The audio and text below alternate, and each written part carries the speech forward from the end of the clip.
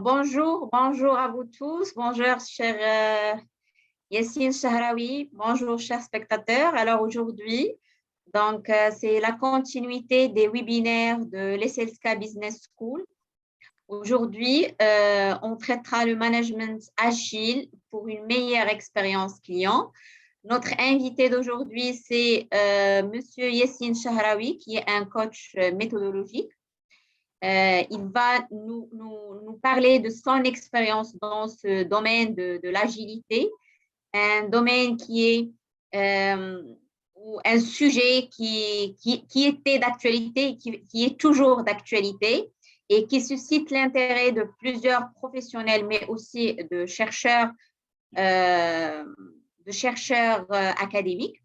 Donc, bienvenue parmi nous, Yassine Shahraoui. Donc, la parole est à vous. Merci beaucoup, Mariam. D'abord, je te remercie principalement et je remercie l'ESSELSCA pour cette invitation pour parler d'un sujet qui est aujourd'hui d'actualité. On parle de l'agilité comme étant un état d'esprit, comme étant des façons de gérer des projets pour que derrière, le produit et le client soient satisfaits. Et là, principalement, je vais faire un focus sur la partie, je dirais, expérience client, parce qu'on sait très bien qu'aujourd'hui, ce qui devient le plus important dans un business, c'est que le client derrière soit satisfait. Un client qui est satisfait va dire qu'on va faire encore plus de chiffres. Et vous savez très bien qu'en termes de marketing, garder des clients, c'est un peu plus compliqué d'aller chercher d'autres. Ce qui fait qu'on essaie au maximum de faire de nos clients vraiment des gens qui sont très satisfaits.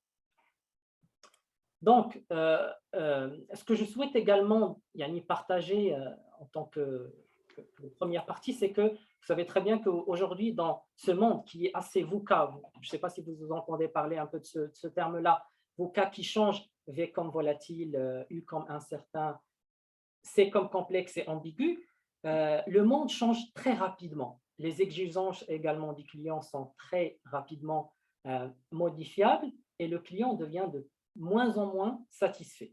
Plus exigeant, ça veut dire que derrière, il a un pouvoir. Et d'ailleurs, aujourd'hui, on parle du cinquième pouvoir, qui est les réseaux sociaux, parce qu'il suffit qu'un client ne soit pas satisfait, il peut faire un petit tweet sur les réseaux sociaux, il peut vraiment laisser un commentaire qui va impacter l'image de marque de l'entreprise.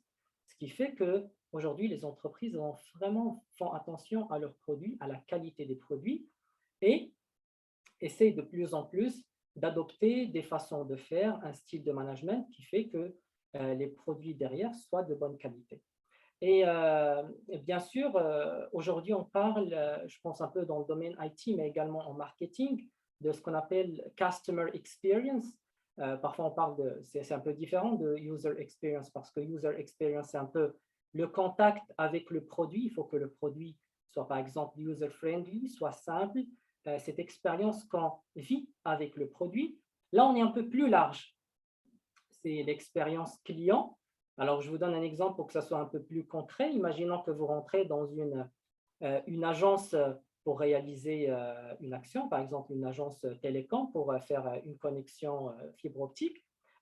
Toute cette expérience que vous allez vivre depuis l'entrée à cette agence, depuis la réception par je dirais, les fournisseurs, l'action qui va se faire pour vous enregistrer rapidement et le fait que vous soyez derrière muni de ce produit-là, tout ça, ça crée cette expérience et il faut que toute cette expérience soit vécue d'une façon, je dirais, assez correcte.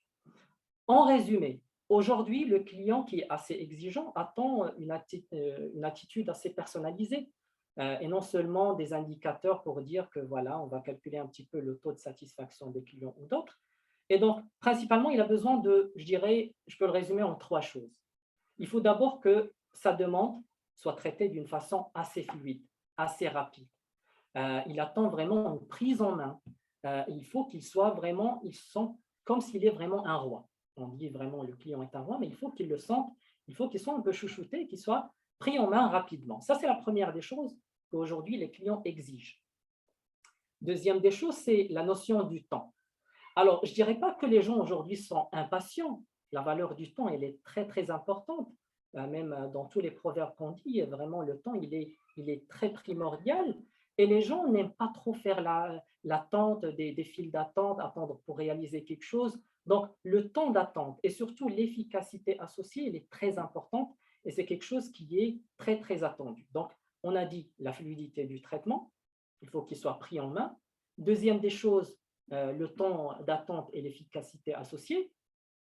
Et puis, troisième chose, qui n'est pas des moindres, c'est un peu le relationnel qu'on va avoir avec ce fournisseur-là en termes d'empathie.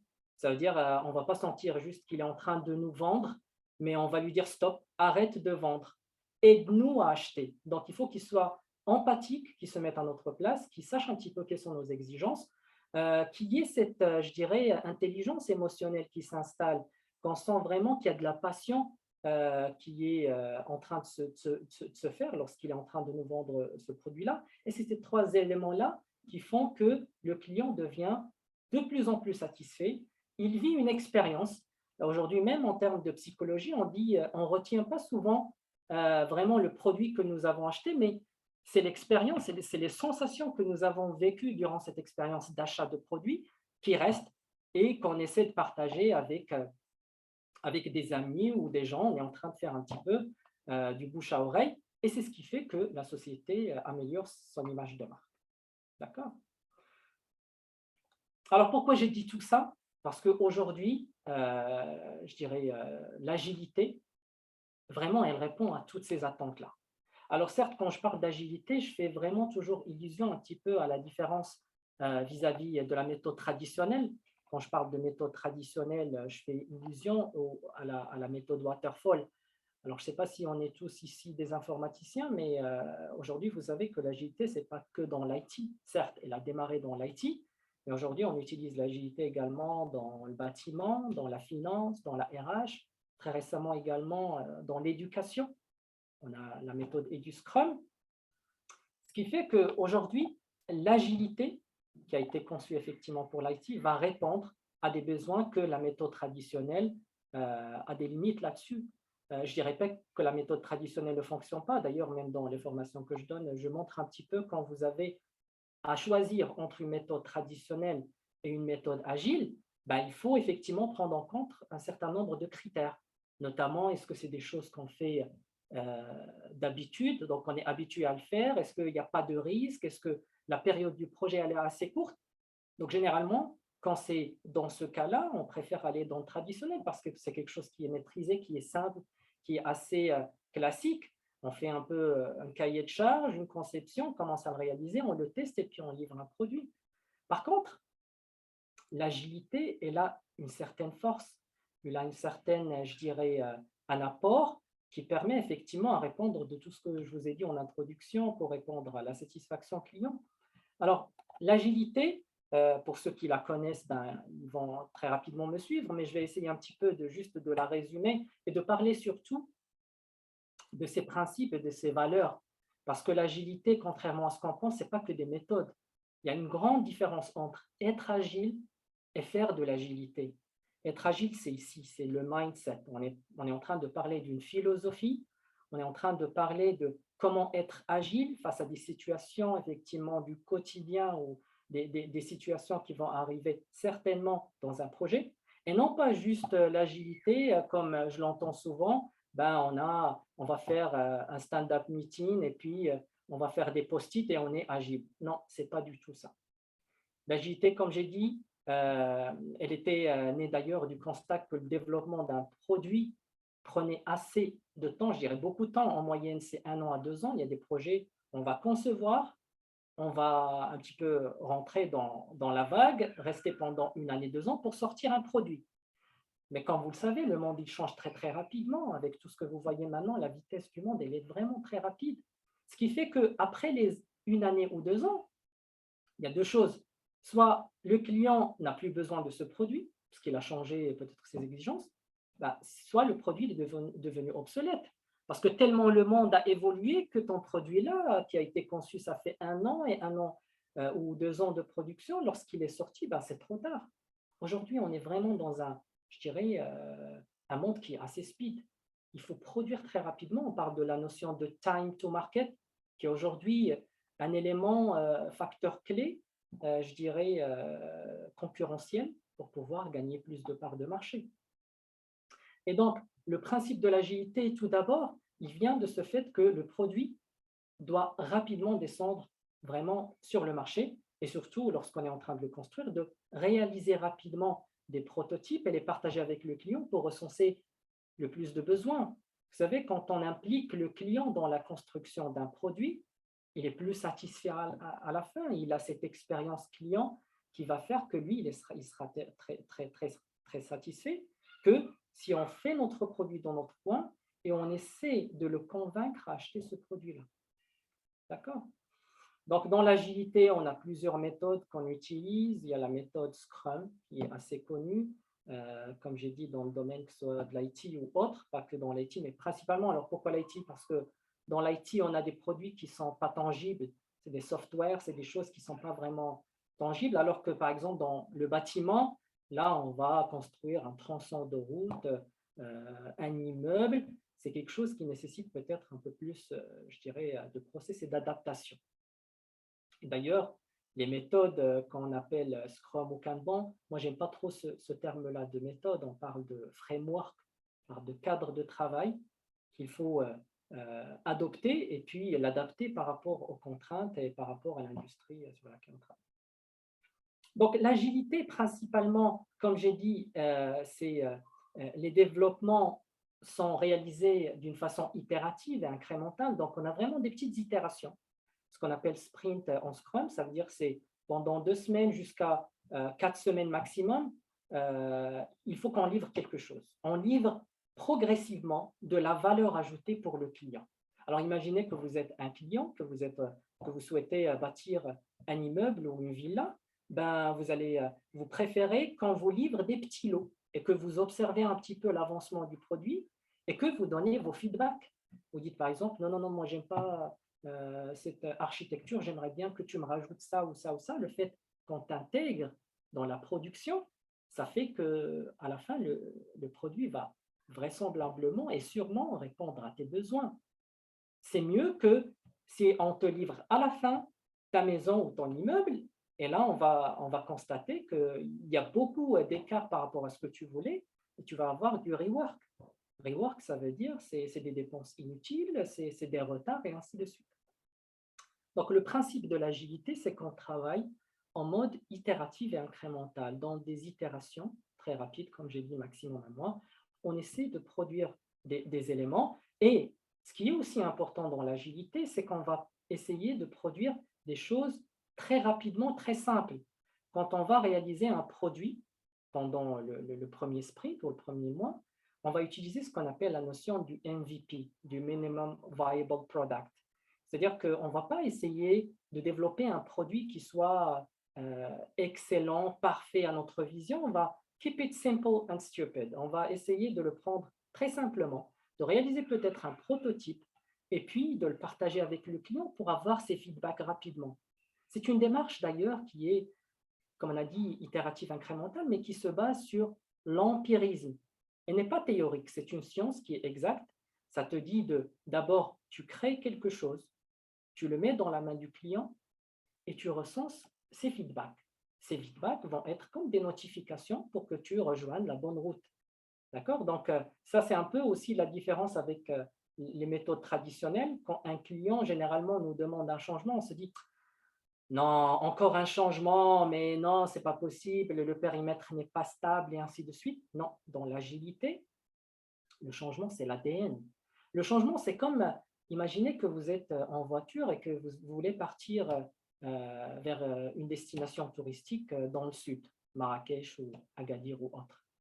Alors, vous mettez le Waze ou le Google Maps, par exemple, et à chaque fois, il vous donne une notification. Il vous dit, tournez à droite, tournez à gauche. Imaginons que vous ignorez cette notification. Où est-ce que vous allez vous retrouver? Plein dans le mur. Parce que si vous allez tout droit, si vous ne prenez pas ces notifications comme des demandes de changement constructives, parce que Waze te dit, c'est là où tu dois partir. C'est là où, effectivement, tu vas trouver ta destination. Ce n'est pas par rapport à un plan initial qui a été peut-être partiellement construit et où la visibilité n'était pas assez claire. Voilà. J'ai un peu dérapé, effectivement, mais je voulais quand même donner une petite une petite parenthèse par rapport à l'agilité. Ce qui fait que l'agilité fait que c'est un levier de développement de la satisfaction du client, mais également des parties prenantes. Alors là aussi, j'ouvre une petite parenthèse. Quand on parle souvent d'expérience client, aujourd'hui, on a aussi un autre terme qu'on utilise, c'est l'expérience collaborateur.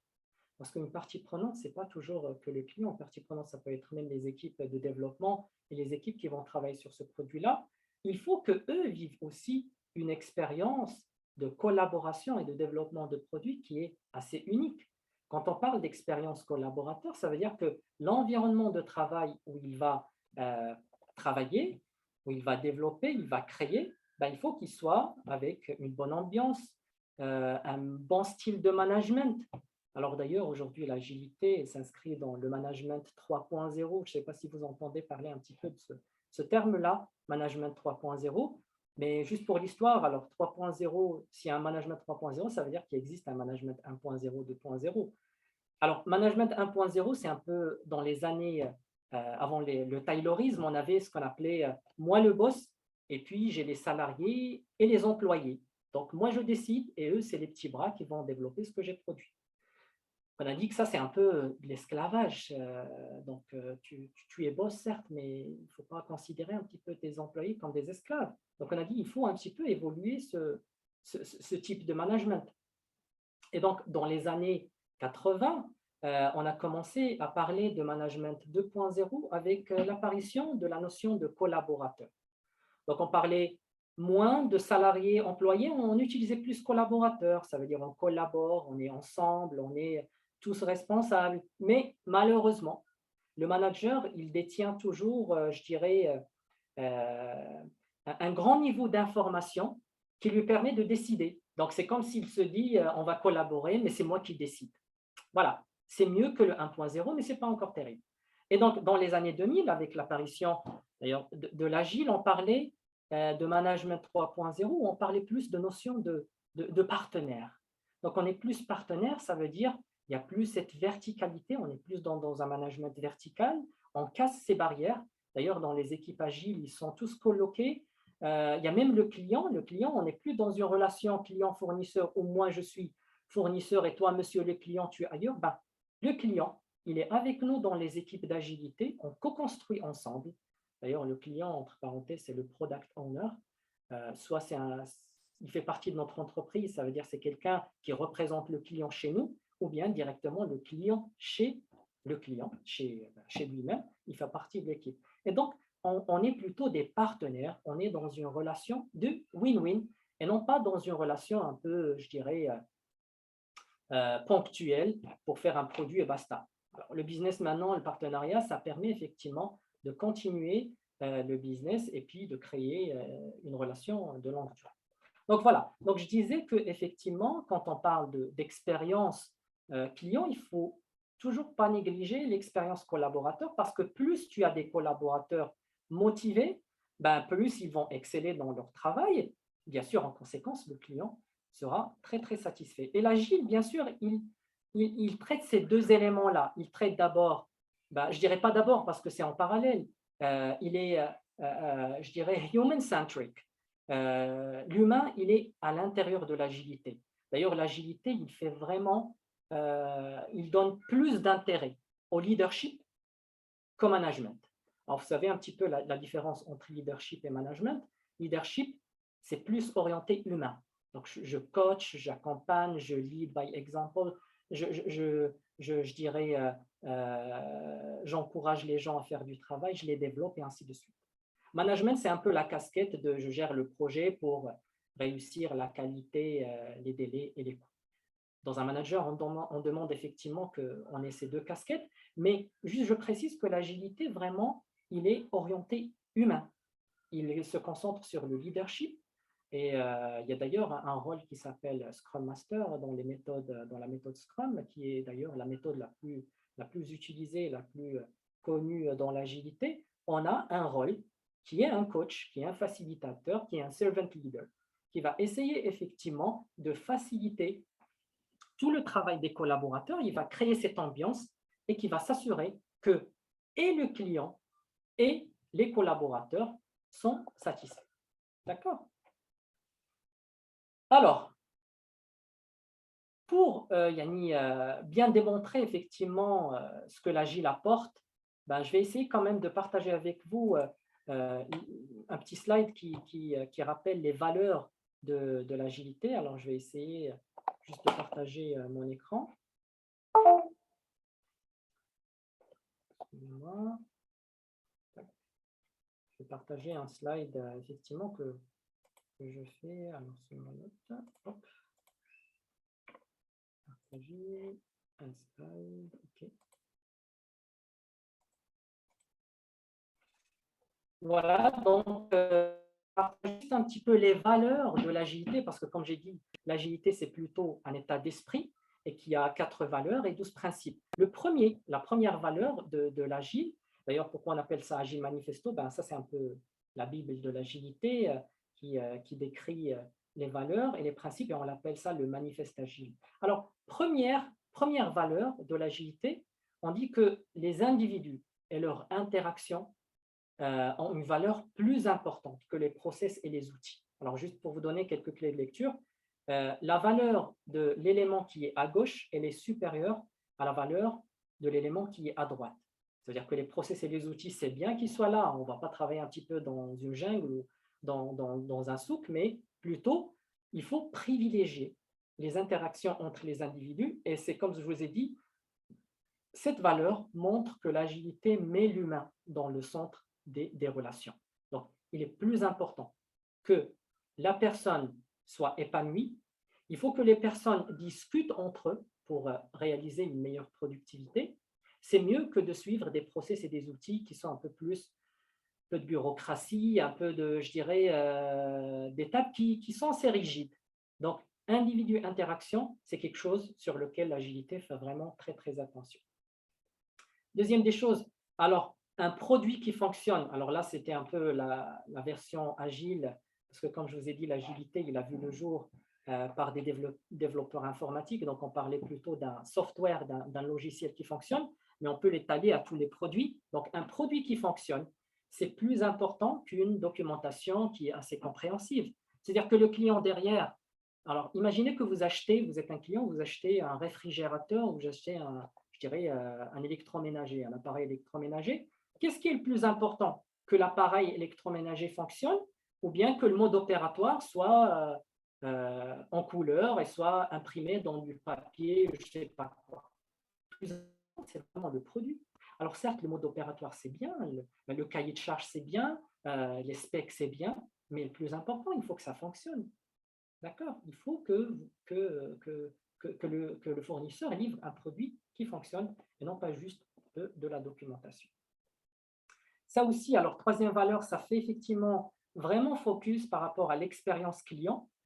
Donc on dit que le client, on doit collaborer avec le client au lieu de négocier des contrats avec le client. C'est-à-dire au lieu de rencontrer juste le client au début du projet, de négocier un contrat, de signer un contrat, puis lui dire au revoir, effet tunnel jusqu'à la livraison. Et là, il revient, il te dit, ben non, je ne suis pas d'accord, c'est pas ce que je voulais, vous devez payer des pénalités, blablabla, bla, bla, bla, bla, et on passe beaucoup de temps à ça. Donc, au lieu de ça, on préfère plutôt qu'on soit dans une relation de collaboration.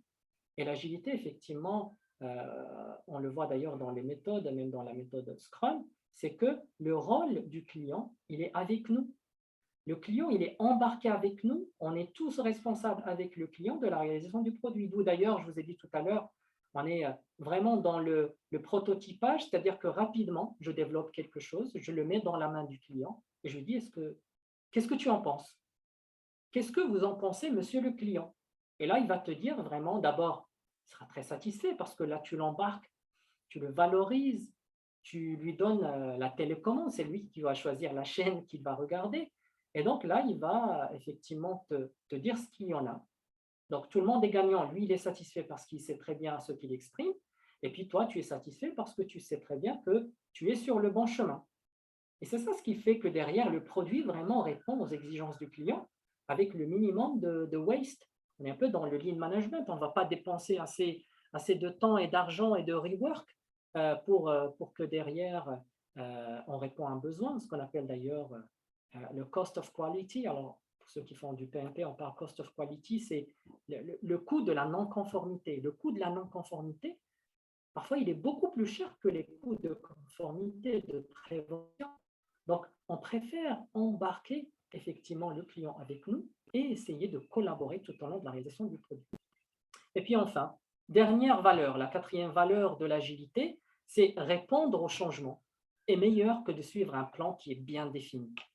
Ben, comme l'exemple que je vous ai donné tout à l'heure je dirais, de la destination vers le sud avec le Waze et tout ça, ben, considérez que chaque changement que demande le client, d'abord, plus tôt il est reçu dans le cycle de vie du projet, moins il est cher à mettre en place parce que vous êtes toujours dans la conception, vous n'avez pas encore mis les grosses briques, et donc il y aura moins de rework. Et donc, chaque notification, vous allez dire, bah, oui, d'accord, monsieur le client, d'accord, vous voulez un petit changement, très bien, on va l'intégrer, il n'y a pas de problème. Ça nous permettra effectivement de s'assurer qu'on est sur le bon chemin. D'accord?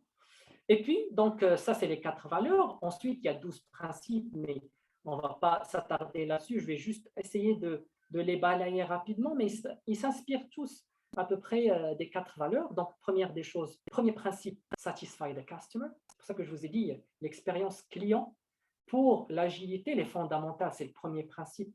Il faut que le client soit satisfait. Si le client n'est pas satisfait, ben, on n'a pas marqué de but. On a joué un match, certes, mais on n'a pas marqué de but. Et l'agilité te dit il faut marquer des buts.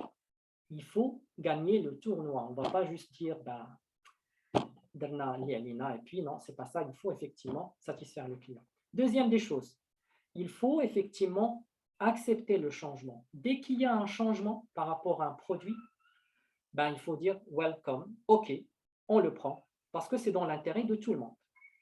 Troisième des choses, délivrer d'une façon fréquente.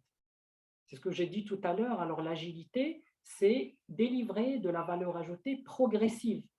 On va régulièrement livrer. Ce n'est pas on va juste livrer un petit truc et puis effet tunnel, silence radio, et envoyer un autre bout. Non, il faut que régulièrement, le client ressente cette valeur ajoutée. Il faut que lui, il puisse derrière commercialiser rapidement des parties. D'ailleurs, quand par exemple, un client réalise un site web, par exemple, ben vous essayez de le moduler. Par exemple, imaginons qu'on veut réaliser un site web de réservation d'hôtels et de maisons et peut-être d'expériences un peu, je dirais, touristiques, à l'image de ce qui se fait sur Booking ou autre.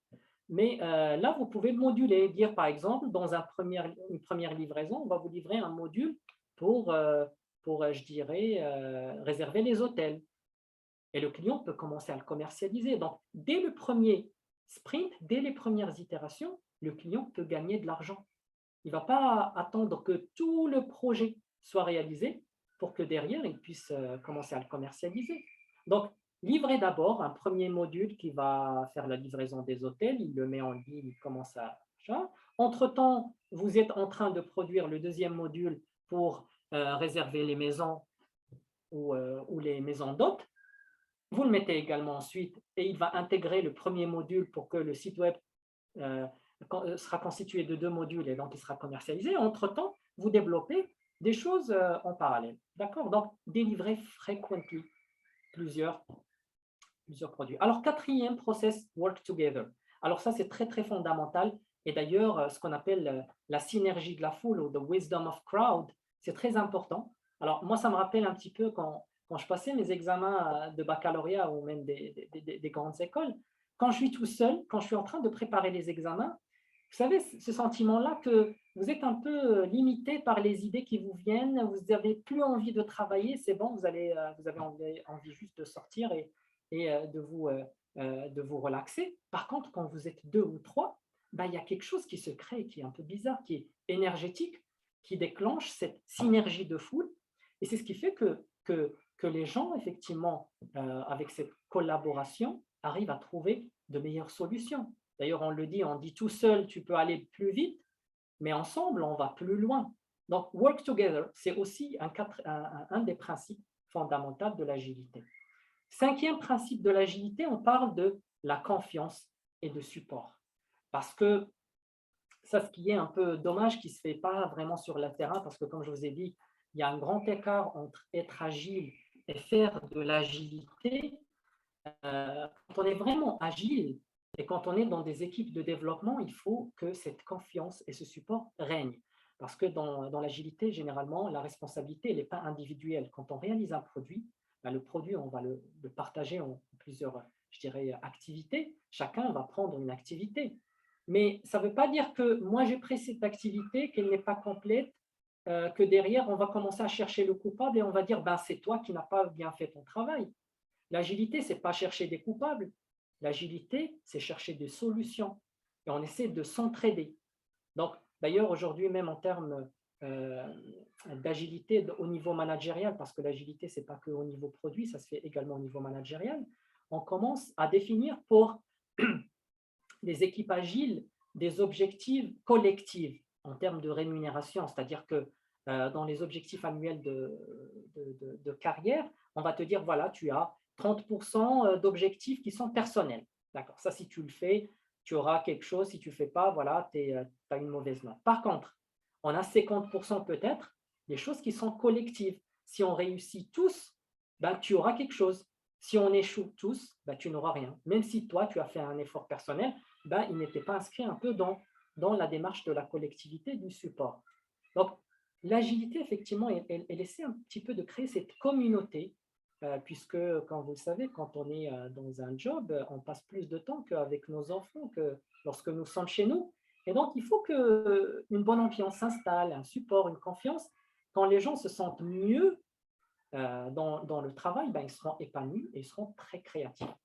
Certes, malheureusement, avec le Covid, on est un peu en télétravail, mais ça n'empêche. Aujourd'hui, il y a beaucoup d'outils qui sont interactifs, qui permettent de garder le lien et de travailler d'une façon collaborative. Et la confiance, alors ça aussi, on le vit souvent, quand parfois il y a un petit stagiaire qui arrive dans une équipe, on essaie un petit peu de le marginaliser, on lui dit, ben, tu sais rien, mais non, mais ton idée n'est pas très intéressante, ben, moi je suis le plus expert, je sais mieux que toi. Ben, ça casse. Ben, la prochaine fois, il n'aura pas cette initiative, il ne va pas partager ses idées. Et surtout que parfois, les petits, quelqu'un qui arrive de l'extérieur avec des nouveaux, je dirais, du nouveau son, ben, parfois il peut nous donner des idées qui sont très, très intéressantes. Donc, faisons confiance à toutes les personnes, que ce soit junior, un stagiaire ou n'importe qui, ben, ça reste un humain, ça reste avec un cerveau, avec des idées. Et il faut effectivement que cet ego que nous avons vis-à-vis des autres, ben, il faut effectivement le casser. D'ailleurs, l'agilité, dans un des principes, je dirais, du Scrum, on parle de courage. C'est-à-dire avoir le courage de dire oui, tu as raison. Le courage de dire oui, j'avais tort. Et ça l'agilité, effectivement, comme j'ai dit, c'est un mindset. Il faut que les gens dépassent leur ego et puissent construire je dirais, dans un objectif commun sans regarder un petit peu les intérêts personnels. Sixième principe, on est dans le face-to-face conversation. Donc, l'agilité, elle encourage le contact humain, le face-to-face, au lieu de faire des mails. D'ailleurs, dans le management 3.0, on dit que si un problème nécessite plus de 3 échanges, 3 mails, ben, une réunion s'impose. Rapidement, il faut se faire une réunion, on prend le téléphone et on résout rapidement le sujet. Septième chose, il faut que le produit fonctionne. Ben, bien sûr, si le produit ne fonctionne pas, ben, qu'est-ce que tu veux que je fasse? Il faut marquer des buts. Working software, très très important. Alors ensuite, sustainable development. Comme on a dit, certes, dans le 3, on a dit qu'il faut livrer d'une façon fréquente, mais pareil, dans le 8, qu'est-ce qu'on dit? Il faut que quand tu fais des livraisons fréquentes, il faut qu'elles soient, je dirais, régulières. C'est pas que tu me livres un petit bout aujourd'hui, demain tu me livres un grand truc, ensuite tu me livres un petit bout. Essaie de soit un petit peu régulier, que tu me livres quelque chose qui soit bien, qui soit sustainable également, qui soit maintenable et que derrière, ça ne soit pas du jetable, ça soit quelque chose que je peux maintenir après, que je peux produire et développer et continuer à produire. Ce n'est pas un produit que je vais utiliser une fois et puis, comme on dit, les produits jetables. Non. Neuvième chose, qualité. Donc, qualité, c'est très, très important. Quand je dis qualité, alors, qualité, ce n'est pas au sens grade, comme on le voit dans le PMP. Alors, qualité, par exemple, vous partez dans un restaurant, vous demandez une salade, ben, le client sushi.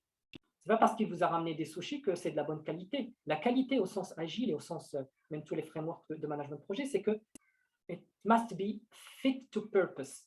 Tu dois être vraiment, tu dois répondre aux exigences clients. Si tu as demandé quelque chose, ben, tu fais juste ce qu'il t'a demandé, sans faire du gold plating, ce qu'on appelle du plaquage d'or ou ou bien sans faire moins de ce qu'il t'a demandé, parce que sinon, effectivement, tu n'as pas répondu à ses besoins. Dixième des choses, essayez d'être très, très simple. Alors, l'agilité, on ne va pas être dans la complexité, on va appliquer ce qu'on appelle la loi de Pareto. Je pense que vous la connaissez tous, la loi de Pareto. Faisant 20% d'efforts qui va réaliser le 80% des objectifs attendus. Et puis, si on a un peu de temps, ben, on va essayer d'améliorer. Mais sinon, si le client souhaite que les 80%, ben, ça ne sert à rien de perdre autant de temps et autant d'argent dans un produit qui, derrière, le client va te dire ben, peut-être ça ne va pas ou il faut faire du rework. Donc, toujours, rappelez-vous, quick and dirty, ou bien ce qu'on appelle keep it simple and stupid. Okay? 11e principe, c'est le self-organizing. Dans les équipes agiles, il n'y a plus cette notion de chef de projet qui va te dire ben, tu fais ça, les affectations. Non, les équipes s'autogèrent. Bien sûr, il faut qu'ils soient matures. Parce que s'ils ne sont pas matures et tu leur laisses la liberté, ben, bonjour un petit peu les dégâts. C'est pour ça que d'ailleurs, pourquoi je dis que l'agilité, c'est bien de le mettre en place, mais elle est assez complexe à mettre en place. Il y a beaucoup de conduite de changement, beaucoup de conduite de changement. Je pense que la plupart des projets de transformation digitale qui ne réussissent pas, alors quand je dis digital, après, qui sont orientés plutôt agiles, alors les transformations agiles qui ne réussissent pas sont principalement dues à la résistance, à cette conduite de changement qui n'est pas bien appliquée, qui est faite peut-être parfois dans l'urgence, parce que parfois une conduite de changement, ça peut prendre une année jusqu'à 2 années pour conduire un bon changement, surtout si les équipes existantes ont un mindset un peu résistant. Donc, quand on a des équipes qui sont assez matures, ben, il faut leur donner de la liberté pour qu'ils s'organisent comme ils veulent. On leur dit juste ce qu'il faut, on leur donne les moyens, et puis eux, ils vont nous réaliser les produits. Comme ça, plus de liberté, plus de créativité. Et enfin, l'amélioration continue, ça c'est le Kaizen, ça c'est très important. Parce que pour vous dire, l'agilité, ce n'est pas quelque chose qui a été réinventé comme ça. Ben, ça s'est inspiré un petit peu du lean management. On retrouvait au Japon avec le toyotisme et ainsi de suite. Donc, le principe du lean management, c'est de l'amélioration continue. On fait des réunions, des rétrospectives d'ailleurs, et on ajuste, on s'améliore. On fait une première chose et puis on s'améliore. On fait des sprints d'ajustement. D'ailleurs, moi, je donne souvent cet exemple-là. Vous savez, quand on fait des crêpes, il y a toujours la première qui ne réussit jamais. D'ailleurs, c'est ce qu'on appelle la crêpe du chien, parce qu'il n'y a personne qui la mange, on la lance au chien. Et puis, au fur et à mesure, on essaie de s'améliorer. Première crêpe, deuxième crêpe, troisième. À partir de la troisième, on devient des experts. On se permet même des petites clics. Et puis, à la fin, il y a une petite crêpe qu'on appelle la crêpe du chat, parce que c'est un petit chouillet qui te reste au fond du truc. Ben, ça te fait une petite crêpe, tu la donnes au petit chat. Voilà, c'est juste une anecdote pour vous dire, voilà, il faut s'améliorer. Ben, l'agilité, ce n'est pas faire très bien du premier coup, c'est faire et s'améliorer. D'ailleurs, les gens qui sont assez réticents pour se lancer dans l'entrepreneuriat, ils essaient un petit peu de se comparer avec la dernière version d'un entrepreneur. Ils se disent, bah, c'est pas possible, j'essaie d'être parfait pour pouvoir lancer mon projet. J'ai pas d'argent, j'ai pas d'idée, j'ai pas de ci, de ça. Non, on se dit, lance-toi, fais un petit truc. Bah, si vous regardez un petit peu Amazon dans ses débuts, c'était un petit je dirais, 9 mètres carrés ou même pas, avec un petit logo de n'importe quoi. Mais regardez maintenant, ils sont arrivés parce qu'ils ont commencé. La première des choses qui est la plus compliquée, c'est le premier pas. Dès que tu fais le premier pas, ben, le reste, ça reste juste voilà, de la persévérance et que tu aies un focus de ce que tu veux faire. Voilà, donc je pense que, je ne sais pas si j'ai dépassé un petit peu le temps qui m'est alloué. J'aimerais bien quand même que je laisse un peu de temps pour les participants s'ils ont des temps. Alors, je vais regarder s'il y a des questions sur le chat. Donc voilà, donc je disais, voilà, c'est les 12 principes pour dire que l'agilité, quand vous l'avez vu, vraiment, en la mettant en place d'une façon assez correcte, en se donnant les moyens pour la mettre, parce que comme je vous ai dit, l'agilité, elle est facile à apprendre. Il y a beaucoup de méthodes aujourd'hui. On parle du Scrum, on parle du Kanban, on parle du XP. La plus connue, certes, c'est le Scrum. On parle même des méthodes hybrides agiles, du Scrum avec Kanban, Scrum qui utilise un peu le tableau Kanban, on parle du Scrumban. Ça, c'est aussi très, très intéressant et ça permet effectivement d'atteindre cette expérience client qui va vivre d'une façon très agréable. Donc, je vais regarder un petit peu dans le chat s'il y a des choses comme ça pour que ce soit un peu plus interactif. Alors, Omar qui dit l'agilité dans l'aspect de partenariat entre fournisseurs et clients qui familiarise. Effectivement, c'est Omar, c'est ce qu'on a dit, oui. D'ailleurs, l'agilité, c'est un peu du management 3.0 quand on est partenaire. Management 1.0, on a dit on est salarié, on est boss et salarié, boss et employé. La relation management 2.0, on est collaborateur, mais toujours le manager, il garde un niveau de, je dirais, d'information qui fait qu'il décide. Et puis, on a cette troisième management 3.0, on va parler de partenaire. C'est partenariat qui se crée, une relation win-win avec, bien sûr, une horizontalité. Il n'y a plus de verticalité, il n'y a plus de management et ainsi de suite. Alors, je continue sur le chat. Il faut avoir un esprit flexible dans l'agilité, effectivement, Tara. Marc qui dit surtout l'agilité doit gérer d'une manière empathique que sympathique, tout à fait. On est dans l'empathie. D'ailleurs, dans l'agilité, avant d'ailleurs de démarrer la réalisation d'un produit, il y a des méthodes qui ne s'inscrivent pas dans l'agilité, mais qui sont en continuité, ce qu'on appelle le design thinking, qui viennent en amont. Le design thinking, c'est un peu, d'ailleurs, design thinking, le mot c'est dessin et thinking. Ça veut dire que tu penses en dessinant, parce que tu essaies un petit peu de schématiser. Quand tu es un peu plus visuel, tu arrives à identifier quelles sont les problématiques de ton produit, essayer de bien définir les exigences. Donc, le design thinking, il a parmi son ADN l'empathie. Ça veut dire on se met dans la peau du client pour vraiment comprendre de quoi a-t-il besoin ce client pour pouvoir le satisfaire. On est vraiment dans le arrêtons de vendre des produits, arrêtons de construire des produits dans nos coins en essayant je dirais,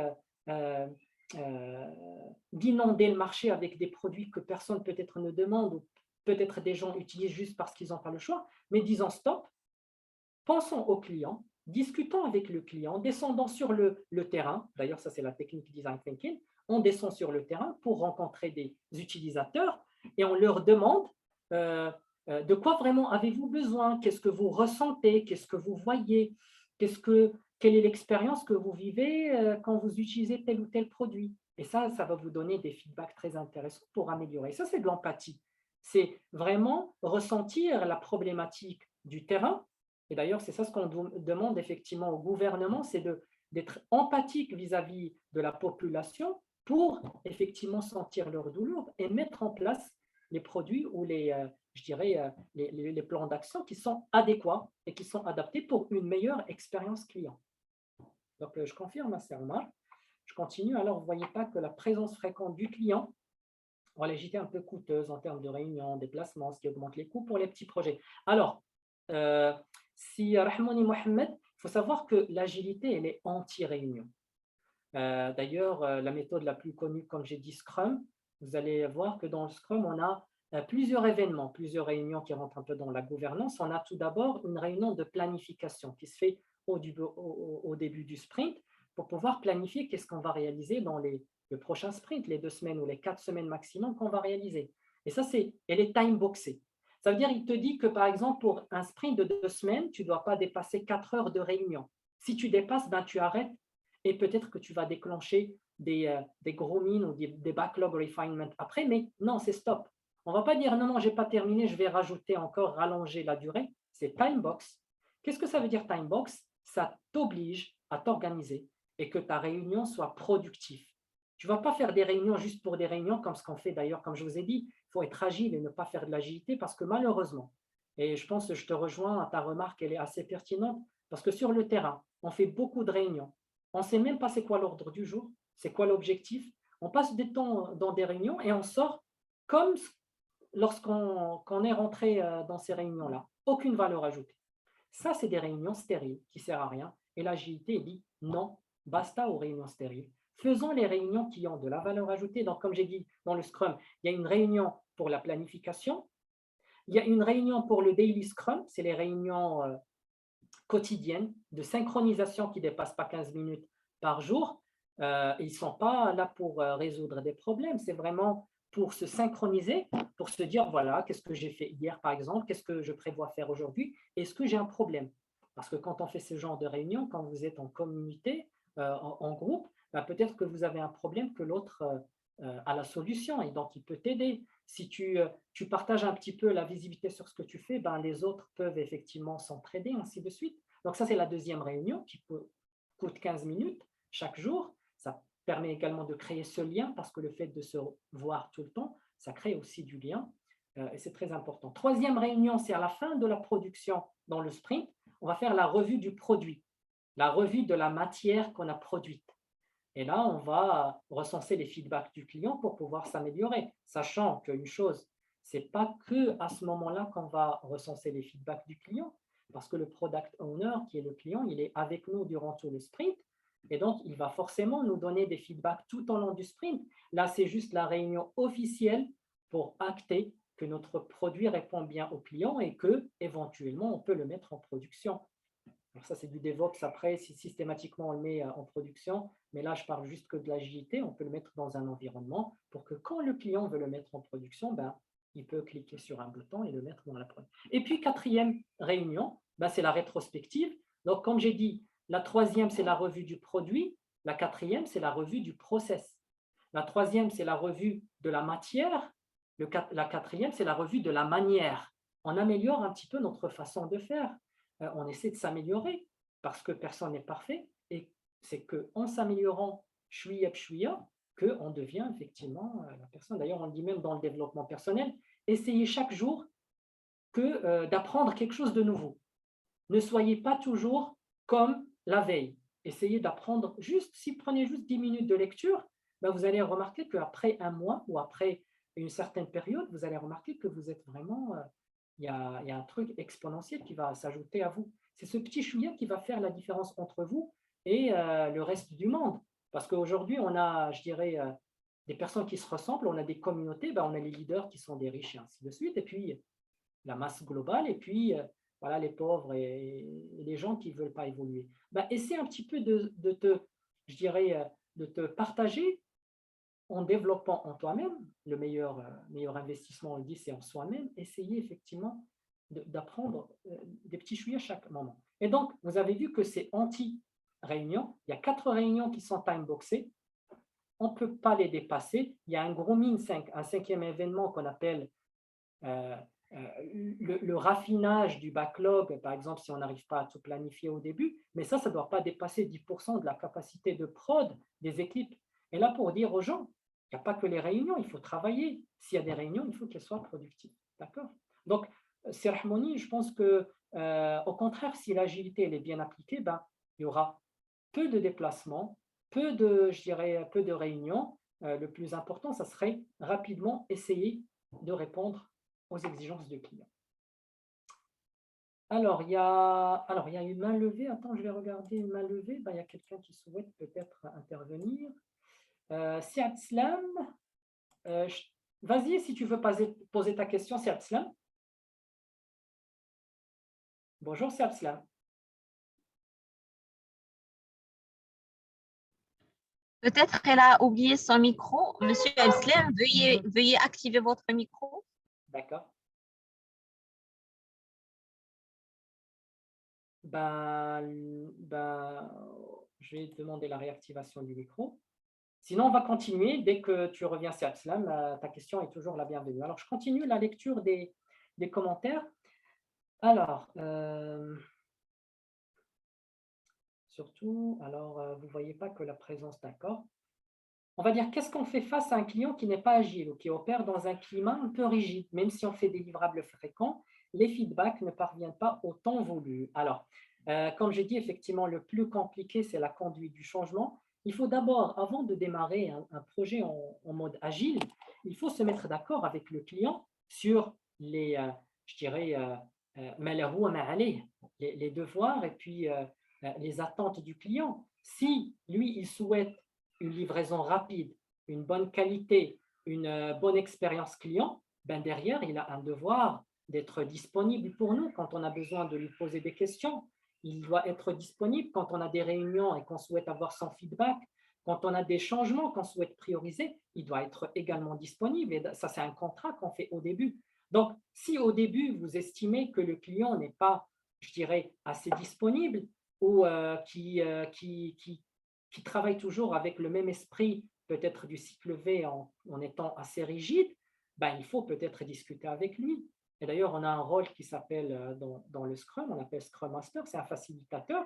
Il doit avoir un sens de négociation, il doit négocier avec ce client, lui expliquer que le mode de travail agile, c'est voilà ce qu'on attend de toi, pour que derrière, on puisse tous réussir.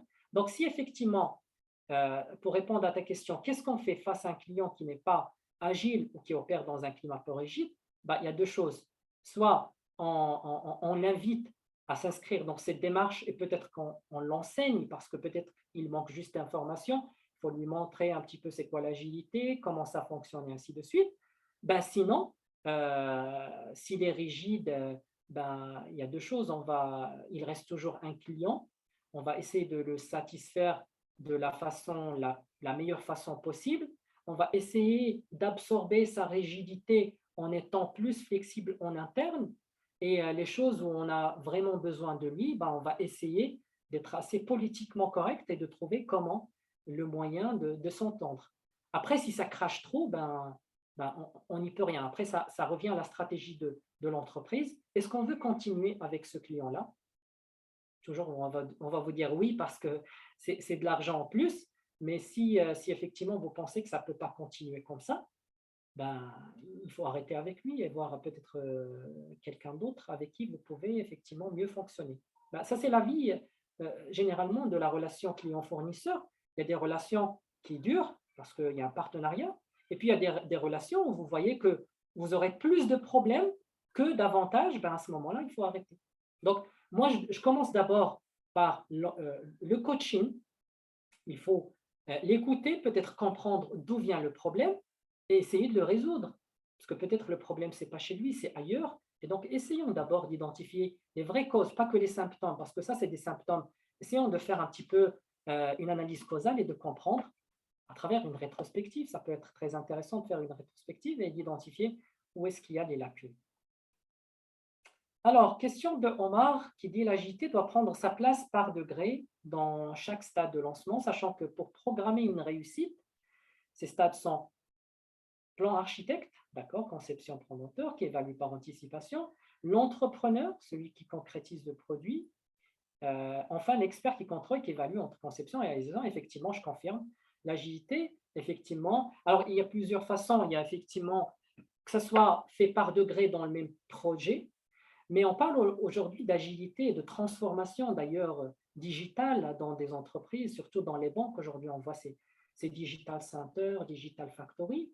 Alors, il y a des techniques de conduite de changement et de transformation qui se font. On prend par exemple, d'abord, il faut que le niveau managérial soit aussi agile. Il faut que, pour une meilleure conduite de changement, il faut que cette transformation soit sponsorisée par le management.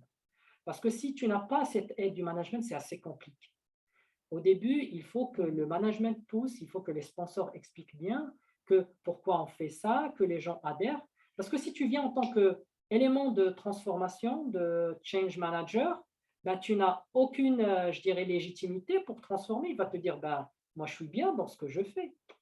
Par exemple, regardons les administrations, quand on a proposé de faire un Maroc vert et d'intégrer un petit peu l'informatique dans les administrations, vous voyez, il y a une telle résistance parce que la personne qui a fait peut-être 40 ans de tampons, des choses un peu dans la non-transparence, demain tu lui dis tu deviens transparent, tu utilises un PC, ben, il va te dire mais pourquoi? Pourquoi je vais faire ça? Quelle est ma valeur ajoutée? Est-ce que j'aurai peut-être une augmentation, une prime?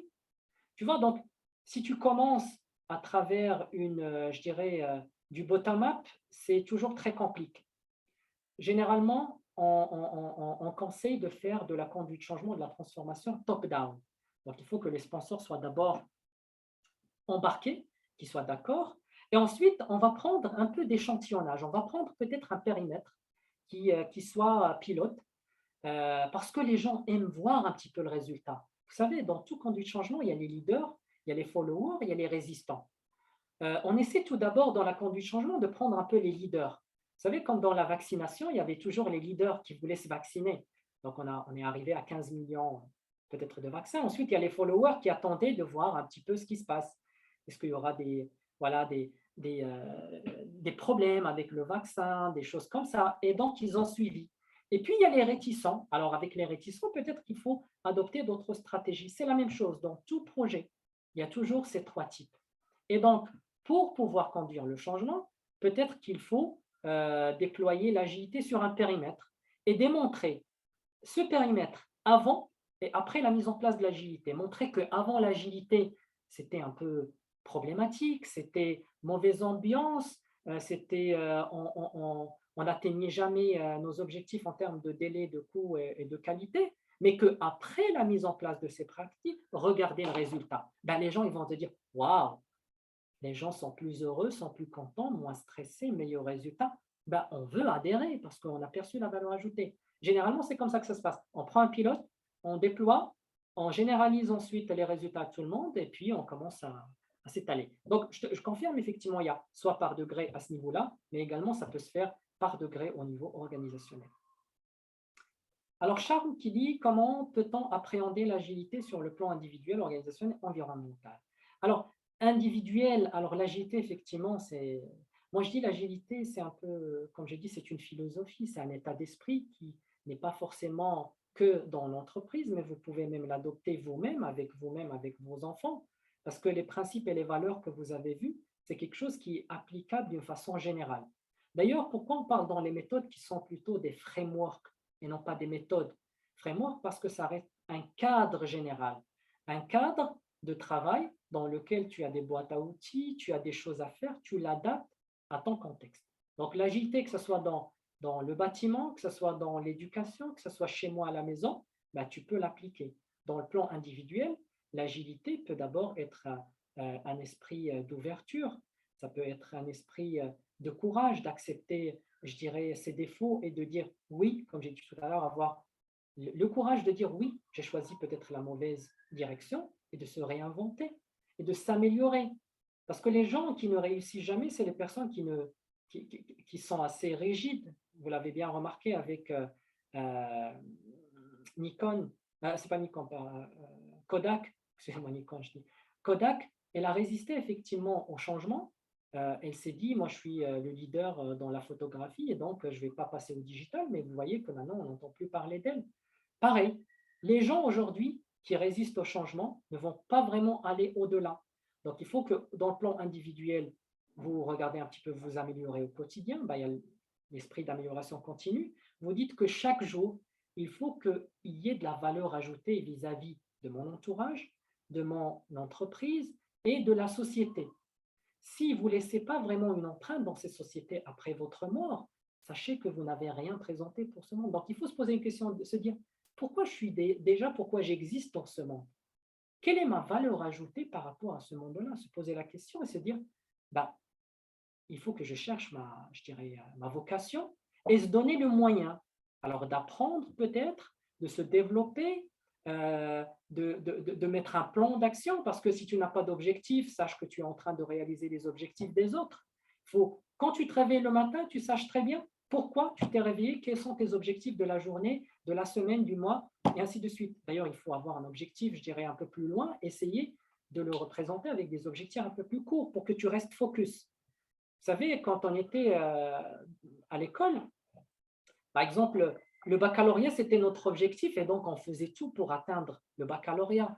Donc, tu faisais des cours, tu lisais le soir, tu faisais des cours supplémentaires, tu apprenais parce que tu avais un objectif fixe et tu voulais atteindre le baccalauréat. Dès que tu as le baccalauréat, c'est un mur blanc, c'est la page blanche, tu dis d'accord, j'ai le baccalauréat, c'est bon. Donc, si tu ne te mets pas un autre objectif, sache que tu vas vraiment bidouiller, tu vas rester un petit peu en train de tourner en rang. Donc, peut-être que tu vas dire, je vais faire des études en informatique. OK, bac plus 5, donc je vais m'inscrire dans une école et je fais, pac, pac, pac, j'ai un objectif. Très bien, tu as décroché ton diplôme. What else? À chaque fois, tu te mets. Donc, je vais lancer mon entreprise. OK, c'est quoi cette entreprise? Ainsi de suite. Tu mets un plan et tu te lances.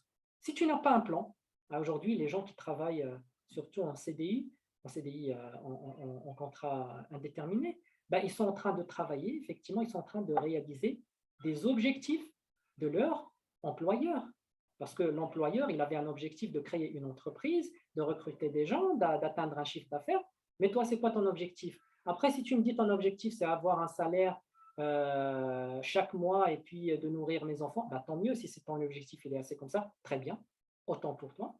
Mais si tu es assez plus ambitieux, bah, aie des objectifs un peu plus ambitieux et applique l'agilité dans ça en étant effectivement agile, en s'adaptant à un monde qui change. Vous avez bien vu qu'aujourd'hui, si les entreprises ne se sont pas mis au télétravail, ne se sont pas mis à la livraison à domicile, bah, beaucoup de business auraient mis la clé sous la porte. Donc, il faut être agile, effectivement, essayer de s'adapter. Même les gens qui ne savaient pas l'informatique, ils se sont mis à l'informatique pour pouvoir assurer un travail à distance. Donc, ça, c'est le plan individuel. Organisationnel, comme on a dit, c'est du top-down. L'agilité ne va pas se faire qu'au niveau projet, mais plutôt au niveau de l'organisation. Dans le Scrum, d'ailleurs, on parle de communautés de Scrum Masters qui vont faire que l'agilité et le Scrum soient déployés tout au long, Yanni, sur toute l'entreprise et pas seulement que sur les projets. Et puis, environnemental, ben, l'environnement du business, alors, je ne sais pas si tu parles environnement écologique ou environnement écosystème, mais bien sûr, écosystème, c'est que l'agilité aujourd'hui, c'est la tendance. Aujourd'hui, vous l'avez bien remarqué, toutes les banques, ils sont en train de mettre en place leur digital center, leur digital factory. Pourquoi? Parce qu'ils ont bien compris l'intérêt de l'agilité, que l'agilité, ça améliore la productivité, ça améliore je dirais, la motivation des collaborateurs. On a moins de démissions, on a moins de turnover, et donc on maintient encore plus les gens. On a une meilleure relation client. Tout ça, c'est vraiment des clés pour réussir dans son business et pour résister à ce monde VUCA que j'ai présenté au début de la présentation. Alors, Charles qui pose une deuxième question, je vais regarder. Comment peut-on introduire l'agilité dans un environnement agile quand tu n'es pas le manager? Voilà, donc je pense que j'ai répondu tout à l'heure, quand tu n'es pas le manager, ben, il faut que tu sois sponsorisé par le management. Ça, c'est très, très important. Parce que si tu n'es pas manager, tu n'as pas de légitimité, tu n'as pas de force, tu n'as pas de force de frappe. Et donc, ça va être très compliqué. Tu vas pédaler. Alors certes, tu peux réussir si c'est un petit périmètre, si les gens sont assez matures.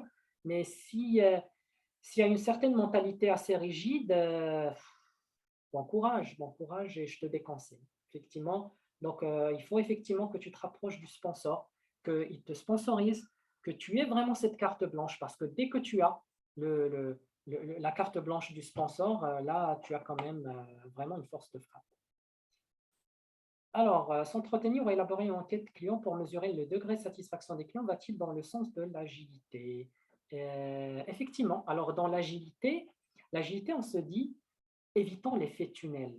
Dans l'agilité, d'ailleurs, dans le troisième principe qui dit une meilleure collaboration, alors une collaboration avec le client, c'est mieux que de discuter les contrats, de dire voilà, on va se voir au début d'un projet et puis bye bye, effet tunnel, et à la fin, tu vas voir est-ce que j'ai respecté ou pas, et on aura des discussions, des task force, et c'est là, machin, blablabla. Non. Donc l'agilité, effectivement, elle essaie d'embarquer le client d'abord avec les équipes. On est one team. D'ailleurs, quand on lit le one team, le un en français et la team en anglais, on parle de un team. Un team. On est dans l'intimité. Ça veut dire qu'on est une seule équipe. On n'est plus dans cette relation. Moi, je suis le client roi et toi, tu es mon esclave. Je te demande de faire ça, je te paye, tu fais ce que je te demande. Non, c'est fini. L'agilité, ce n'est pas cette mentalité.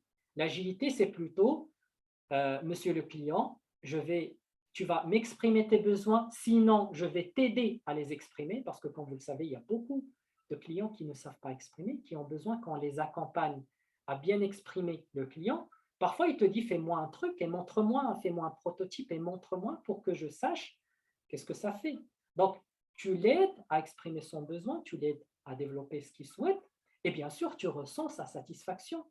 Parce que le fait qu'ils te disent « oui, je suis d'accord »,« non, je suis à moitié d'accord et s'il te plaît, fais-moi ça », ben, ça c'est implicitement, tu es en train de mesurer sa satisfaction. Donc c'est de la mesure en live, en discutant avec lui, en lui fournissant des livrables et en recensant en live ses feedbacks, ça te permet effectivement de mesurer la satisfaction.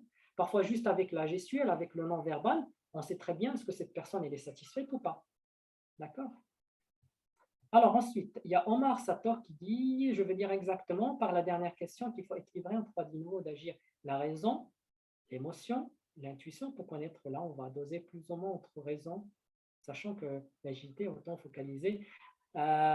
Effectivement, alors d'ailleurs, ça fait illusion à ce qu'on appelle le QI, QS et QI. Alors, il y a le quotient intellectuel, d'accord? Il y a le quotient émotionnel et le quotient social. Et d'ailleurs, ça j'aimerais bien que dans le programme gouvernemental d'éducation, qu'on n'insiste pas forcément que sur le quotient intellectuel, parce que vous le voyez très bien quand les étudiants sortent des écoles, avec tout le bagage qu'ils ont acquis intellectuellement, ce n'est pas suffisant. Aujourd'hui, on a besoin du soft skills, on a besoin des compétences qui sont, je dirais, qui vont montrer aux gens comment bien passer des entretiens, communiquer, gérer les conflits, comment je dois gérer mon stress. Tout ça, on ne l'éduque pas forcément aux écoles. Et ça, c'est très, très important. Et un bon manager, des bonnes personnes qui vont réussir dans leur travail, doit avoir un équilibre entre le QI, le quotient social et le quotient émotionnel. Nous, d'ailleurs, effectivement, il faut trouver un équilibre entre la raison, l'émotion et l'intuition. Il ne faut pas vraiment penser juste avec sa moitié de cerveau qui est un peu émotionnelle et oublier celle qui est raisonnable. Il faut trouver cet équilibre. Donc, effectivement, je te rejoins, Sermar. Il faut trouver cet équilibre entre ces 3 raisons, ces 3 niveaux. La raison, l'émotion, l'intuition, avant de réagir. Jamais réagir à chaud. Essayez de prendre toujours les choses à froid. Essayez de raisonner, de voir un petit peu les plus et les moins. Il y a des stratégies où peut-être tu vas paramétrer des critères et dire cette solution, plus, moins, plus, moins. L'autre, c'est la même chose et tu vois la meilleure des choses selon des critères que tu as bien définis. Alors, merci pour votre présentation. Est-ce que PCA, plan de continuité, est qualifié d'agilité? Ainsi, est-ce que la résilience entre dans le spectre d'agilité? Mais si. Alors, effectivement, si Abslam, donc c'est Abslam Ouali qui voulait parler tout à l'heure.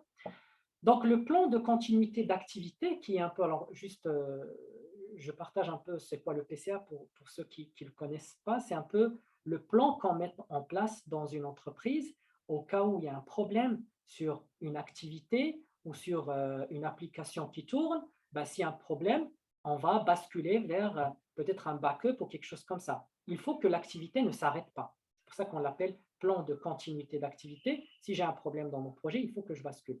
Est-ce que ça rentre dans l'agilité? Ben, ça rentre un petit peu dans la satisfaction du client, dans le contrat du client, parce qu'il ne faut pas que tu livres des produits qui sont jetables ou qui sont utilisables one-shot.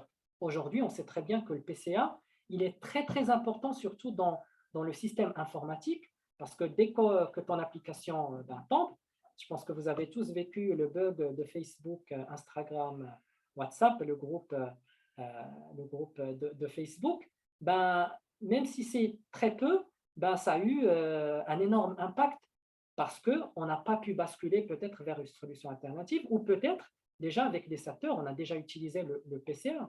Alors imaginons qu'il y a un guichet automatique qui tombe. Parmi les exigences de la banque, c'est qu'il faut que le système ne reste pas planté pendant plus d'1 heure parce qu'il y a un impact clientèle, un impact financier. Pareil, le PCA, ça rentre effectivement dans toute la planification qu'on met dans l'agilité pour assurer une continuité de service, une meilleure satisfaction client et pour que le produit reste effectivement très viable tout au long de son utilisation.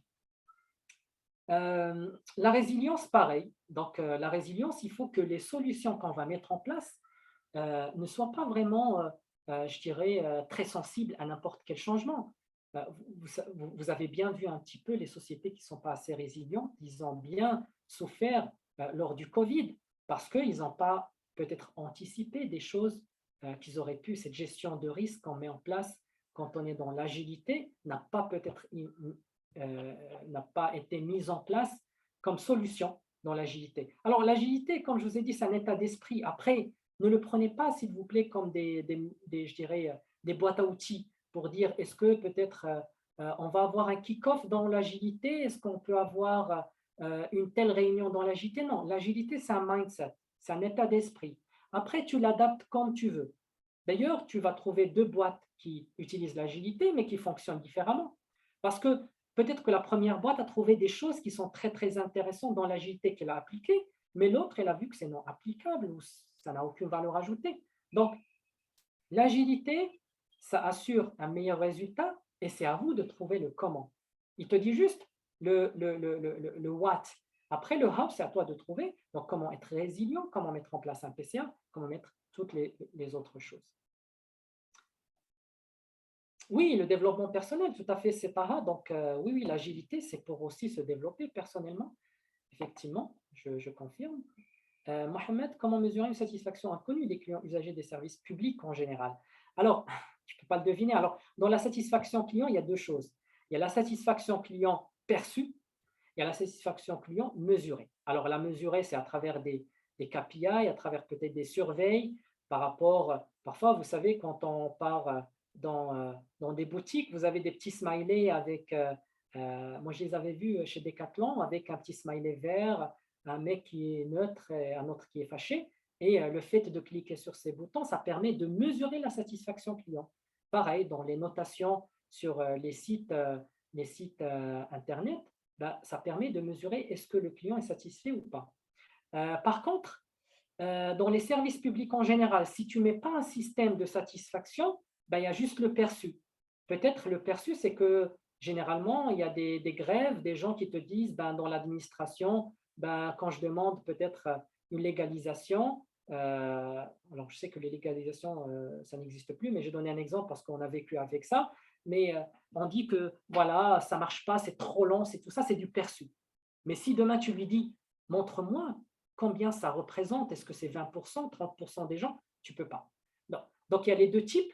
Si tu veux vraiment mesurer d'une façon très fiable et très mathématique, ben, il faut que tu mettes en place un système de collecte de data. Si tu n'as pas de data, tu ne peux pas effectivement mesurer. Tu es plutôt dans la perception, et la perception, c'est une science non exacte.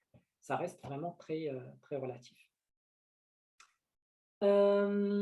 Merci Gagara, merci à vous pour votre participation. Alors, merci pour votre éclaircissement, d'accord, merci à toi. Il y a Mohamed, merci infiniment, très très bien. Alors, je ne sais pas s'il y a d'autres questions que j'ai zappées.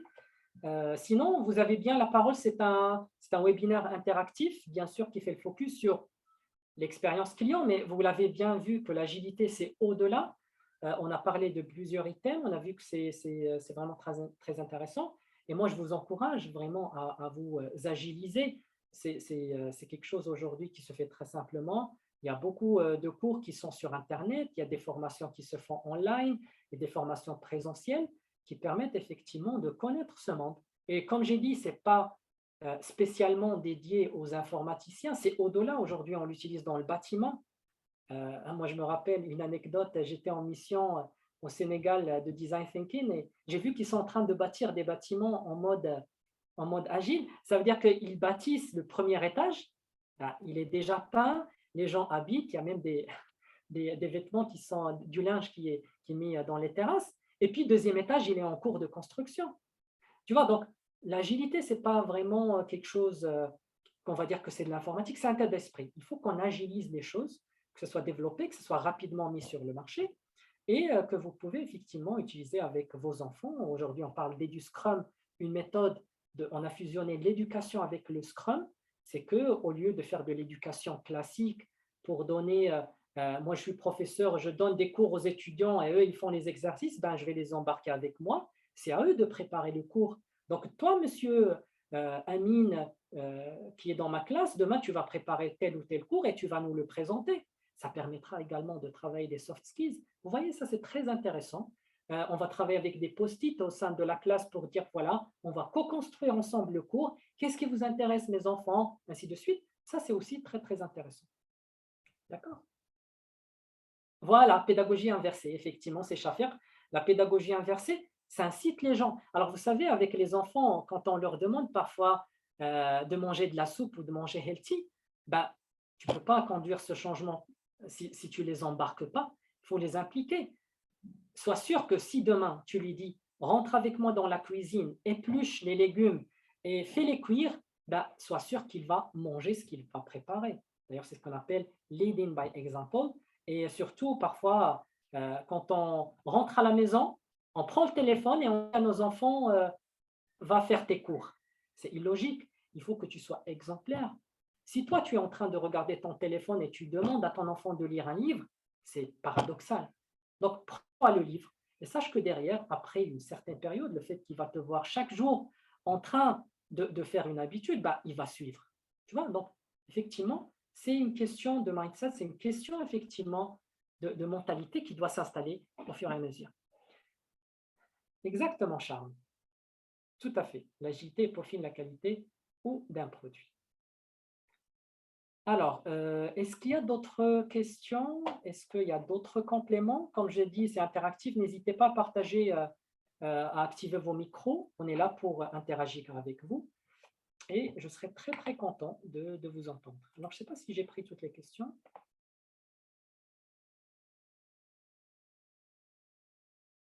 Alors, il y a Salah Jda qui dit, peut-on dire que l'agilité peut être un garant de l'alignement stratégique? Alors, effectivement, Salah, l'agilité, si elle est bien mise en place au niveau managérial, parce que n'oublions pas que l'agilité, parfois, on l'applique que sur des projets. Il y a plusieurs niveaux d'agilité. Il y a l'agilité au niveau projet, au niveau programme, au niveau portfolio, au niveau plus haut dans la stratégie. C'est effectivement, on la met d'une façon correcte, ben, toute la vision qu'on aura au niveau stratégique, ben, elle va se déployer d'une façon hiérarchique et donc on aura un alignement. Parce que les objectifs qu'on a définis en haut, ben, ils vont se répercuter au niveau N-1 et ainsi de suite. Et tout le monde, même les petites équipes qui sont en bas de l'échelle, ils vont savoir quelle est leur contribution dans l'objectif final de l'entreprise. Et ça, c'est très important. D'ailleurs, pourquoi j'ai insisté tout à l'heure quand j'ai parlé des objectifs. Si on n'a pas un objectif, on n'est pas focus. Et d'ailleurs, parmi les principes du Scrum, on parle, alors les 5 principes du Scrum qui sont alignés sous l'acronyme FORCE, FORCE pour focus, O pour ouverture, état d'esprit open, R pour, alors je ne me rappelle pas, C pour commitment, c'est E pour engagement. Alors, ce que je souhaite faire, le F, c'est focus. Ça veut dire que si tu encourages demain les équipes qui sont sous ta responsabilité, tu leur dis, regarde, si demain tu réalises ce développement-là, dans ce projet-là, sache que ce projet va être livré au client, le client va participer au chiffre d'affaires et tu sais très bien que ce que tu es en train de faire va développer le chiffre d'affaires de toute l'entreprise. Donc, quand il va sentir que son petit travail dans son coin contribue à un objectif global de l'entreprise, ben, il sera très motivé d'abord, parce qu'aujourd'hui, on dit que la motivation, ce n'est pas qu'avec l'argent, c'est aussi avec cette appartenance et avec cette visibilité d'objectifs, de réalisation d'objectifs de grande envergure. Donc, quand tu vas lui dire ça, ben, sache très bien qu'il va être motivé et que le produit va être réalisé d'une bonne qualité. Donc, le fait que l'agilité soit déployée de la bonne façon, ça va être effectivement un garant de l'alignement stratégique top-down et bottom-up. D'accord? Alors, Absem dit merci pour votre pertinent. Quels sont les prérequis pour implémenter un système agile aussi? Est-ce que PCA et PA, plan de reprise, pourraient être qualifiés d'agilité? Donc, je pense que c'est ce qu'on a dit tout à l'heure. Je pense que ça, on en a déjà répondu. Comment faire marcher son business? Les clés pour la bonne marche de son business. Ah, ça, c'est un autre sujet qui... Alors, je pense qu'il nécessite peut-être un autre webinaire parce que là, on va parler un peu d'entrepreneuriat, de Lean Startup et autre chose. Alors, je vais dire brièvement, alors, pour lancer un bon business, il faut avoir une bonne vision. Il faut vraiment avoir de la motivation. Il faut savoir vraiment qu'est-ce que tu souhaites d'abord lancer. Quand tu as une idée sur ce que tu veux lancer, ne tarde pas trop. Alors, le conseil que je te donne, ne procrastine pas. Démarre tout petit. Essaie un petit peu de tester. Aujourd'hui, vous savez que les entreprises qui souhaitent se lancer un petit peu je dirais, dans, dans le commerce, ben, ils commencent peut-être par créer une petite page web sur Facebook et ils sondent un petit peu le marché pour voir est-ce que son produit, ça fonctionne bien. Peut-être qu'il veut acheter et vendre, faire un petit peu l'achat et la revente de matériel informatique. Ben, ils commencent et ils voient un petit peu comment ça fonctionne. Donc, commence d'abord petit, teste un petit peu le marché et puis tu peux te lancer à l'échelle, effectivement, en agrandissant. Et là, tu peux investir un petit peu, peut-être dans un local, dans un site web, dans d'autres choses. Mais le conseil que je peux te donner, parce que l'entrepreneuriat, c'est un cours assez lent, et peut-être ça nécessite un autre webinaire, c'est une bonne idée sur laquelle, alors quand je dis une bonne idée, ce n'est pas forcément une bonne idée où les autres vont te dire oui, c'est une très bonne idée. Non, une idée que tu ressens toi. Tu es convaincu par quelque chose, tu le ressens, tu dis j'aimerais bien faire ça. Et je t'invite peut-être à faire un peu de benchmark parce qu'il y a beaucoup d'idées qui sont à l'extérieur, qui ne sont pas encore lancées au Maroc. Donc, tu peux regarder déjà un petit peu à ce qui se passe à l'extérieur ou regarder les problématiques du quotidien. Tu peux déjà commencer par tes problématiques du quotidien. Par exemple, moi, personnellement, aujourd'hui, quand tu fais une machine lave-linge, aujourd'hui, il n'y a pas de machine qui va te faire un petit peu, qui va تطوي الحوايج en arabe. Tu sais, ça, c'est quelque chose qui manque. Alors, certes, c'est en Chine, mais tu te dis, ça, c'est un problème. Je fais du linge, mais derrière, rascade, faire un petit peu du pressing, faire des choses. S'il y avait une machine qui pouvait faire ça, ça, c'est très intéressant. Donc, je commence par mes problématiques. Ou bien, je ne sais pas, tu te laves le matin avec une brosse à dents et tu te dis, ben, si j'avais quelque chose qui aurait pu résoudre mon problème, ça. Donc, commence d'abord soit avec les problématiques que tu as, essaie de trouver des solutions, ou bien regarde un petit peu les solutions qui sont à l'extérieur et que tu peux mettre. Et là, commence petit. Je te dis, commence à petit. N'attends pas que tu sois parfait. Il n'y a personne qui a démarré avec quelque chose qui est parfait. Lance-toi si tu es dans le domaine du coaching, lance-toi si tu es dans la formation, lance-toi même si tu ne maîtrises pas peut-être l'audience, mais commence. Commence avec un premier webinaire, avec une formation, mais lance-toi. Et à chaque fois, tu vas t'améliorer. Donc, ça, c'est de l'agilité. L'amélioration continue, c'est un principe que tu peux mettre en place pour réussir ton business. Et petit à petit, tu vas découvrir, tu vas rencontrer des gens, tu vas lire des bouquins, parce que lire des bouquins, ça veut dire c'est rétrécir le temps que tu vas faire, parce que tu es en train d'apprendre des erreurs des autres. Des gens qui ont passé peut-être des années à découvrir une erreur, ben, ne passent pas également beaucoup de temps à commettre ces erreurs-là. Ben, prends ces résumés-là, investis. Il faut bien sûr. Alors, les gens qui n'investissent pas en eux, ben, ils n'espèrent pas de gagner de l'argent. Si tu ne donnes pas, c'est très compliqué de recevoir. Je ne veux pas te dire impossible, mais c'est très compliqué d'avoir sans donner.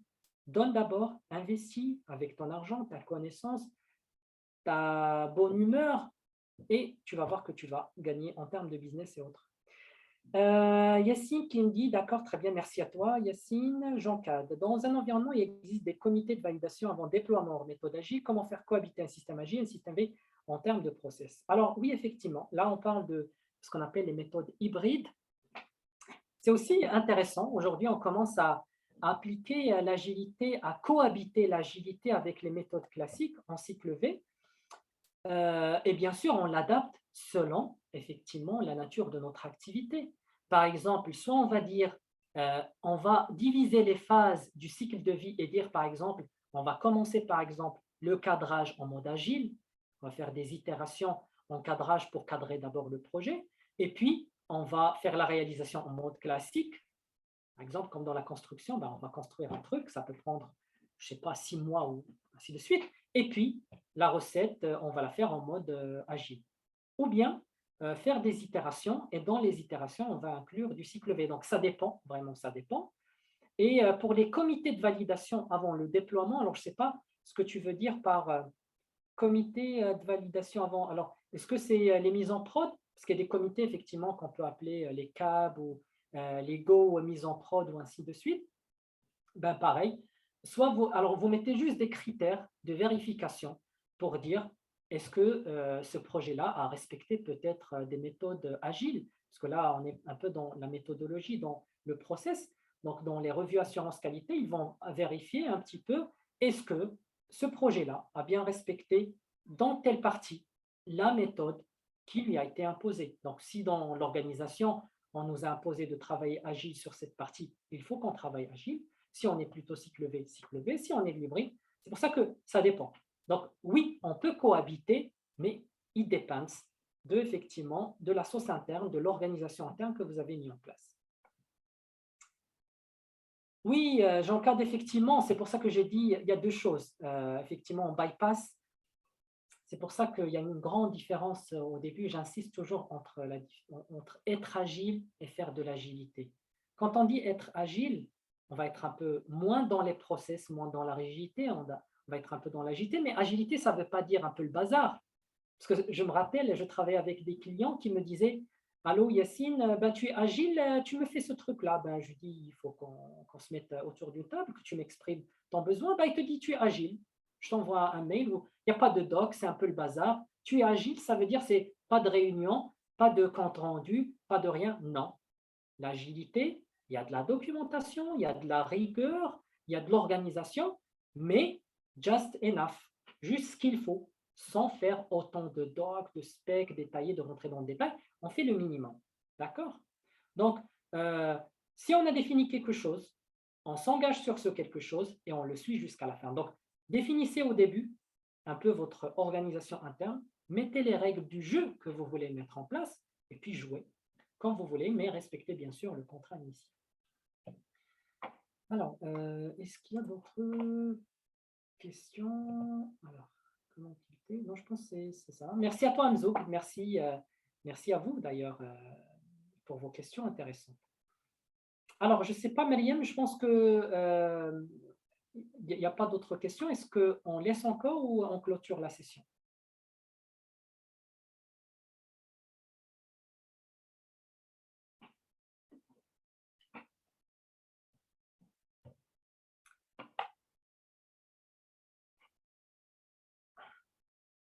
Allô, Myriam?